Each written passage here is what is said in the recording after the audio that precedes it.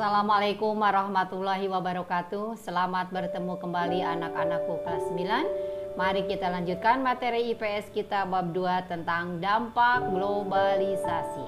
Semoga kalian ada dalam keadaan sehat walafiat, diberkahi dan diberi kemudahan. Pada pertemuan yang sudah lalu kita sudah membahas tentang pengertian dan bentuk-bentuk globalisasi. Seperti biasa, sebelum lanjut ke materi inti, kalian harus tahu tujuan pembelajaran agar kita fokus pada materi pembelajaran. Tujuan pembelajaran kita kali ini yang pertama, kalian harus dapat menyebutkan dampak positif dari globalisasi. Yang kedua, menyebutkan dampak negatif dari globalisasi. Yang ketiga, menjelaskan arti dari westernisasi dan demoralisasi serta memberi contohnya. Oke, kita masuk pada tujuan pembelajaran yang pertama. Dampak globalisasi adalah yang pertama, berkembangnya ilmu pengetahuan dan teknologi atau iptek.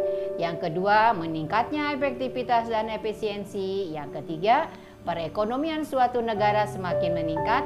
Yang keempat, meningkatnya taraf hidup masyarakat. Yang kelima, komunikasi semakin cepat dan mudah.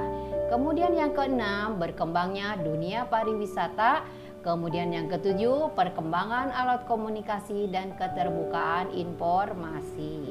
Nah, itu adalah dampak positif dari globalisasi.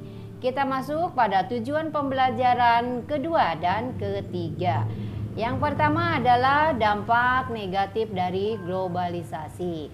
Yang pertama adalah westernisasi. Apa itu westernisasi? Westernisasi adalah suatu perbuatan seseorang yang mulai kehilangan nasionalisme dengan meniru atau melakukan aktivitas kebarat-baratan. Contohnya, gaya hidup yang bermewah-mewahan, gaya rambut kepirang-pirangan, pergi ke klub malam, dugem. Nah, itu adalah beberapa di antara contoh perilaku westernisasi. Westernisasi dapat terjadi karena masyarakat seringkali menyalahartikan antara westernisasi dan modernisasi. Padahal antara westernisasi, globalisasi, dan modernisasi adalah hal yang berbeda. Nah, dampak negatif yang kedua adalah demoralisasi. Apa itu demoralisasi? Demoralisasi adalah menurunnya atau merosotnya akhlak atau moral seseorang. Nah, ciri-ciri dari penurunan moral ini salah satunya ditunjukkan dari perilakunya yang bertentangan dengan nilai dan norma dalam masyarakat. Demoralisasi yang banyak kita jumpai saat ini antara lain pembunuhan, pencurian, korupsi, dan pergaulan bebas. Akibat selanjutnya dari demoralisasi adalah meningkatnya kriminalitas dalam masyarakat. Nah, itu. Kemudian dampak negatif yang ketiga adalah adanya kesenjangan sosial ekonomi, yaitu perbedaan yang tajam antara satu kelompok dengan kelompok lain dalam bidang sosial dan ekonomi. Lihat gambarnya, contohnya tampak dalam gambar orang yang kaya tinggal di apartemen yang harganya sangat mahal. Sedangkan orang miskin tinggal di tempat-tempat kumuh. Nah, kemudian dampak negatif globalisasi yang keempat adalah adanya kriminalitas ya.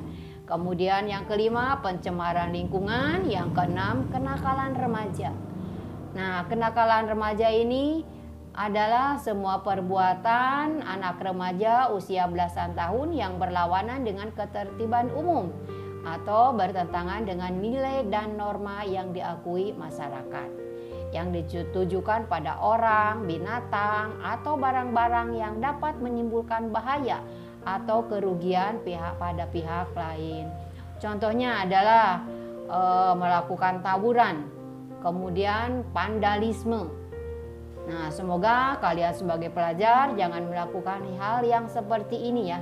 Karena yang rugi adalah bukan orang lain, tetapi diri kalian sendiri dan orang tua. Kasihan ya, kalau sudah terkena akibatnya, kalian sendiri yang akan menanggungnya. Kemudian dampak negatif yang berikutnya adalah adanya sikap individualisme yang semakin tinggi. Nah, itu adalah materi pembelajaran kita hari ini. Kita masuk pada sesi evaluasi. Evaluasinya tidak jauh dari tujuan pembelajaran. Yang pertama, sebutkan dampak positif dari globalisasi. Yang kedua, sebutkan dampak negatif dari globalisasi.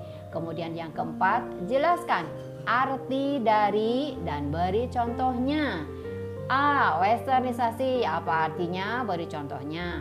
B. Demoralisasi, apa artinya dan beri contohnya. Nah, untuk materi selanjutnya kita akan membahas tentang upaya-upaya menghadapi globalisasi. Demikian materi yang dapat Ibu sampaikan. Semoga bermanfaat. Wawasan dan pengetahuan kalian semoga semakin bertambah. Ibu akhiri, wabillahi taufik wal hidayah. Wassalamualaikum warahmatullahi wabarakatuh.